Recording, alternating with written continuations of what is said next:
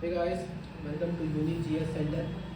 आज के इस वीडियो में हम लोग कंप्लीट डिस्कस करेंगे IPC, CrPC, civil procedure code, civil laws और रिसेंटली जो करंट अफेयर्स में है, हमारी होम मिनिस्टर के द्वारा 3 नया बिल इंट्रोड्यूस किया गया, जो कि है भारतीय न्याय संहिता बिल 2023, जो रिप्लेस करेगा आईपीसी को, भारतीय नागरिक सुरक्षा संहिता जो रिप्लेस करेगा सीआरपीसी को, और लास्टली भारतीय साक्ष्य बिल जो रिप्लेस करेगा इंडियन एविडेंस एक्ट को। वीडियोस के अंत तक बने रहिएगा। विश्वास मानिए, आपको कई सारे नए महत्वपूर्ण चीज़ को एक्सप्लोर करने का मौका मिलेगा। काफ़ी चीज़ हम लोग इसको समझेंगे जो हमारे डे टू डे लाइफ में भी आता है और समझना चाहिए। ठीक है, तो चलिए। तो सबसे पहले अगर लॉज का बात करें हम, तो लॉज जो होता है, स्टार्टिंग से करते हैं कि लॉज जो होता है वो 2 टाइप का होता है। एक होता है आपका सिविल लॉ, एक होता है आपका क्रिमिनल लॉ। ठीक है, सिविल लॉ और क्रिमिनल लॉ होता है, या केस भी बोल सकते हो, सिविल केस और क्रिमिनल केस होता है। अब यहाँ पे हम लोग अलग अलग चीज़ों को पहले डिफाइन करेंगे, फिर हम लोग आईपीसी और सीआरपीसी को डिटेल से समझेंगे। सबसे पहले अगर हम लोग सिविल लॉज का बात करें या सिविल केसेस का बात करें, ऐसा ऑफेंसेस, ऐसा अपराध जो आपका सिविल नेचर का होता है, वो सिविल लॉज के अंतर्गत आता है। यहाँ पे क्राइम को छोड़कर, जैसे मर्डर, रेप, डकैती, हाँ, ये सब चीज़ों को छोड़कर जो सिविल नेचर का होता है, इसमें भी कुछ ब्रांच होता है। उस ब्रांच को आप भी देख के समझ सकते हो। यहाँ पे मैं आपको ब्रांच दिखा देता हूँ।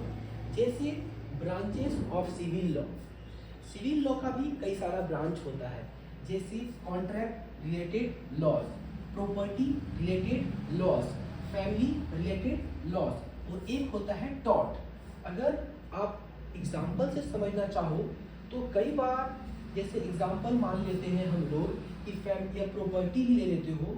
जैसे प्रॉपर्टी रिलेटेड कोई भी इश्यूज होता है, मान लीजिए कि आपके अंकल और आपके फादर में आपके दादाजी के ज़मीन को लेकर इशू है, और आपके फादर को यदि ज़मीन नहीं मिल पा रहा है, तो आपके फादर जो सिविल कोर्ट में जाएंगे, वो किस लॉ के अंदर आएगा?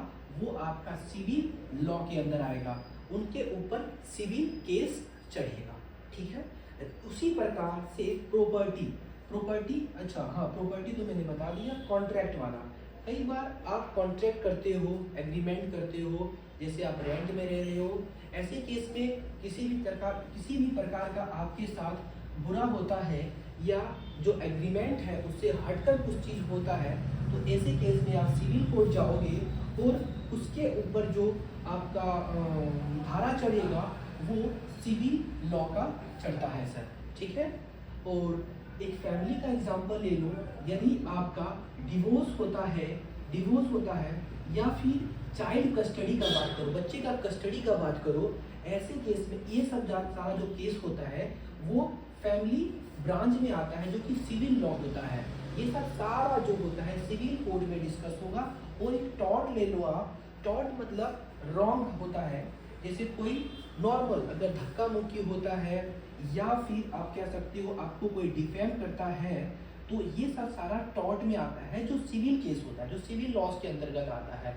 ये आपका ऑफेंस जो है वो सिविल नेचर का होता है, बशर्ते मारपीट ना हो या फिर मर्डर या अटेम्प्ट टू मर्डर, ये सब चीज़ ना हो। फैमिली में भी आप देखो, एक होता है आपको दहेज, ये डॉरी का बात कर दो, ये आपका सिविल में नहीं आता है, क्योंकि डॉरी प्रोविजन एक्ट 1961 में इसका एक अलग लॉज वर्सन पास हुआ है, जो कि ये अलग प्रावधान है इसका। जैसे अगर डॉरी डेथ हो जाता है, तो इसमें आपको दहेज प्रथा के संबंध में किसी महिला का मृत्यु हो जाता है, तो ऐसे केस में उसके ऊपर आईपीसी का धारा 304B लगता है। ठीक है, ये तो सिविल लॉ हो गया। इसी प्रकार आप देखो कि क्रिमिनल लॉ भी होता है, जो सिविल लॉ से हटकर होता है, जैसे डकैती, चोरी, हाँ, या फिर रेप, ये सब सारा, या फिर एविडेंस को छिपाना, ये सब सारा जो होता है वो क्रिमिनल नेचर का होता है। बस आपको ये ध्यान देना है, जितना भी ऑफेंस जो क्रिमिनल नेचर का होता है वो सारा चीज जो हमारा मेंशन होता है आईपीसी में, इंडियन पेनल कोड में। और जो सिविल लॉ का होता है उसके लिए अलग अलग लॉ होता है, अलग अलग ब्रांच है, आप देख सकते हो यहाँ पे। ठीक है, तो चलिए नेक्स्ट हम लोग डिस्कस करते हैं आईपीसी और सीआरपीसी में क्या मेजर डिफरेंसेस होता है। चलिए अब इसको ध्यान से देखिएगा। तो मैंने आपको पहले बताया कि जो क्रिमिनल ऑफेंसेस होता है वो सारा उसका सारा कौन कौन सा क्राइम है, ऑफेंसेस का डेफिनेशन बोलो आप, तो वो सारा आईपीसी में मेंशन होता है, इंडियन पेनल कोड में होता है। ठीक है, टोटल अगर धारा का बात करूं आप 511 है। ठीक है, तो 511 धारा होता है, सेक्शन होता है जो डिफाइन करता है अलग अलग ऑफेंसेस को। बेसिकली अगर आपको याद रखना है कि आईपीसी क्या होता है, तो इतना सारा आपको ध्यान नहीं देना है, बस जानो कि सारा जो ऑफेंसेस होता है और ऑफेंसेस वो क्रिमिनल नेचर का होता है, सारी चीजों का यहाँ पे आपको डिफाइन किया हुआ रहता है। ठीक है, ऑफेंसेस को डिफाइन किया रहता है आईपीसी में। ठीक है, उसके बाद इसके साथ साथ सर यहाँ पे और एक चीज प्रिस्क्राइब किया हुआ रहता है जो कि है आपका पनिशमेंट, मतलब ऑफेंसेस और पनिशमेंट, ये सारा चीज आपको आईपीसी में दिया हुआ रहता है, इंडियन पेनल कोड में दिया रहता है। यदि आप एग्जांपल ले लो, जैसे मर्डर क्या होता है तो उसका एक अलग धारा है। एग्जांपल आईपीसी 302 में लिखा हुआ है मर्डर क्या है, और मर्डर से अगर आप किसी का मर्डर करते हो तो उसका क्या पनिशमेंट है, ये आईपीसी में डिफाइन है सर। इसके बाद जैसे अगर आप किसी का मर्डर करते नहीं हो लेकिन अटेम्प्ट करते हो तो आपको 307 में आपको पूरा डिफाइन किया हुआ आईपीसी में। उसके बाद यदि और कुछ चर्चा करते हो या कोई एविडेंस होता है, उस एविडेंस को आप मिटाते हो, वो भी एक क्राइम है, 201 का धारा आपके ऊपर चढ़ता है। उसके बाद और करते हो आप, जैसे आप किडनैपिंग करते हो तो ये आईपीसी का सेक्शन 365 सर आपके ऊपर लग जाता है सर। और अगर आप बात करोगे तो जैसे रेप के लिए 376 है सर, और अगर बात करोगे डकैती के लिए तो आपका 395 है सर। इस टाइप से अलग अलग आईपीसी में डिफाइन किया होता है ऑफेंसेस को और आपके पनिशमेंट को। लेकिन अब सीआरपीसी क्या होता है सर, सुनिएगा, सीआरपीसी क्या होता है, ऐसा तो नहीं है कि आपको पुलिस पकड़ा और आपको तुरंत जो पनिशमेंट आईपीसी में दिया है वो तुरंत आपको मिल गया, ऐसा नहीं होता है। इसका मतलब क्या है कि सर सारा चीज का प्रोसीजर होता है।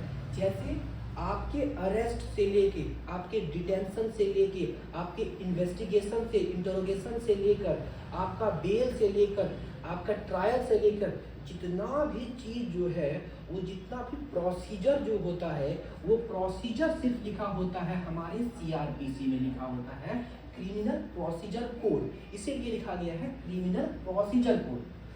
आप फिर पूछोगे सर आप बताइए जो सिविल लॉ होता है इसका प्रोसीजर नहीं होता है? ये होता है लेकिन ये यहाँ पे नहीं आएगा, इसका अलग प्रोसीजर होता है जो सिविल प्रोसीजर कोड होता है। ठीक है, सेम उसी प्रकार का जैसे क्रिमिनल ऑफेंसेस के लिए जो आपका आईपीसी है और प्रोसीजर को सीआरपीसी में मेंशन होता है, उसी प्रकार सिविल क्राइम के लिए जो प्रोसीजर होता है वो सिविल प्रोसीजर कोड में मेंशन होता है। यहाँ पे सीआरपीसी के बारे में आपको अच्छे तरीके से देखें और डिफरेंस को समझें। लेकिन हम लोग और डिस्कस करते हैं ताकि डिटेल से फिर आपको कहीं और देखने या समझने की जरूरत ना पड़े।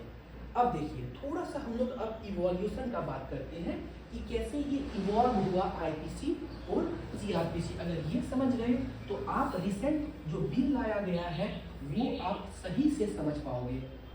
चलिए स्टार्ट करते हैं। देखिए अब हमारे देश में 1834 में अब आप क्या कर रहे हैं यहाँ पे आईपीसी के इवोल्यूशन को पढ़ रहे हैं, कैसे इंडियन पेनल कोड हमारे देश में इवॉल्व हुआ। ठीक है, तो हमारे देश में जो पहला फर्स्ट लॉ कमीशन बैठा सर 1834 में, ये पहला लॉ कमीशन जो है इंडिपेंडेंट हमारे स्वतंत्र देश का नहीं है, मतलब आज़ादी के बाद का नहीं है। 1834 में एक लॉ कमीशन बैठता है जिसको चेयर करते हैं मैकॉले के द्वारा, ठीक है जी। मैकॉले इसको चेयर करता है। लॉ कमीशन का काम किया जाता है कि जितना भी क्रिमिनल जितना भी लॉज है सारे को कोडिफाई करने के लिए दिया जाता है, ठीक है। तो सारी चीज़ को कोडिफाई करने के बाद, सारे लॉज को कोडिफाई करने के बाद मैकॉले अपना रिपोर्ट को 1837 में पूरा करते हैं, ड्राफ्ट को प्रिपेयर कर लेते हैं और 1860 में आईपीसी कंप्लीट तरीके से तैयार होके कैम इनटू फोर्स, पूरे तरीके से फोर्स में एक्शन में आ जाता है। आपको याद करना है कि मैकॉले के द्वारा आईपीसी के ड्राफ्ट को तैयार किया गया था, इसीलिए आईपीसी को मैकॉले कोड भी कहते हैं हम लोग, ठीक है। 1860 में इसको फोर्स में ले आया गया था। ये है आपके आईपीसी का बैकग्राउंड। लेकिन सर आप बात करोगे सीआरपीसी का बैकग्राउंड। चलिए, सीआरपीसी के बैकग्राउंड को जानने के लिए आप यहाँ पे थोड़ा सा चीज़ देखो। देखिए सर, हमारा जो देश है, जब ईस्ट इंडिया कंपनी से बात करूँगा, जब ईस्ट इंडिया कंपनी हमारे देश में आया, उसके बाद धीरे धीरे ये रूलिंग करने लगा, रूलर की तरह से रूल करने लगा ईस्ट इंडिया कंपनी। लेकिन ईस्ट इंडिया कंपनी का अपना कोई कोर्ट नहीं था सर, अपना कोई कोर्ट नहीं था। ये ईस्ट इंडिया कंपनी का कोई कोर्ट ना होने के कारण यहाँ पे सारा जो एडमिनिस्ट्रेशन होता था वो ब्रिटिश के द्वारा होता था सर। इसीलिए सर जब east India company, east India, अब यहाँ पे 1857 का रिवॉल्ट के बाद की बात करें हम, 1857 का जो रिवॉल्ट होता है, विद्रोह होता है, इस रिवोल्ट में जो पावर होता है, ईस्ट इंडिया कंपनी का जो पावर होता है वो ट्रांसफर कर दिया जाता है सर, ट्रांसफर हो जाता है ब्रिटिश क्राउन के पास। ब्रिटिश क्राउन के पास पावर ट्रांसफर हो जाता है। तो जब ईस्ट इंडिया कंपनी से जब पावर ब्रिटिश क्राउन के पास ट्रांसफर कर दिया जाता है, उसके बाद क्राउन जो होता है वहाँ पे, मतलब ब्रिटिश पार्लियामेंट में एक एक्ट पास होता है सर, जो कि आपका सीआरपीसी है सर, सीआरपीसी है। 1861 में ये आपका सीआरपीसी पास होता है। ये क्यों होता है? क्योंकि इंडिया में एक यूनिफॉर्म क्रिमिनल प्रोसीजर हो, इसके लिए सर एक जैसा क्रिमिनल प्रोसीजर हो, सबको एक तरीके से ट्रायल करेंगे, एक टाइप से अरेस्ट करेंगे, एक तरह का इन्वेस्टिगेशन हो, इसके लिए 1862 में सीआरपीसी को इंट्रोड्यूस किया गया। उसके बाद की बात करें हम, हमारा देश या फिर भारत में पावर को ट्रांसफर कर दिया गया, अंग्रेज के द्वारा पावर को ट्रांसफर कर दिया जाता है। 1947 में हमारा देश आज़ाद हो जाता है। उसके बाद सर यहाँ पे आपको एक चीज एकदम से याद रखना है, 1955 में सबसे पहला लॉ कमीशन इंडिपेंडेंट इंडिया का बैठता है। लॉ कमीशन इंडिया का आता है, जिसको चेयर करते हैं हमारे देश के उस समय के अटॉर्नी जनरल सेतालवार्ड के द्वारा। देखिएगा, सेतालवार्ड हम लोग पहले भी डिस्कस किए हैं सेंटर स्टेट रिलेशनशिप में कैसे ठीक हो, तो ये काफ़ी ज़्यादा रिकमेंडेशन भी दिए थे। तो इनके द्वारा ये चेयर करते हैं, एक लॉ कमीशन बैठता है, तो बहुत सारे इसी सीआरपीसी को वो रीड करते हैं, ठीक है। सीआरपीसी को सारे चीज़ को देखते हुए कुछ चीज़ और रिकमेंड करते हैं, जैसे नेचुरल जस्टिस को फॉलो होना चाहिए, इन्वेस्टिगेशंस में डिले नहीं होना चाहिए, फेयर ट्रायल होना चाहिए। ये सब सारे चीज़ को इनकॉर्पोरेट करके सीआरपीसी को फाइनली 1973 में इन्फोर्स, 73 या 74 होगा, आप देख लेना, 74 में इन्फोर्स कर दिया जाता है, एक्शन में आ जाता है।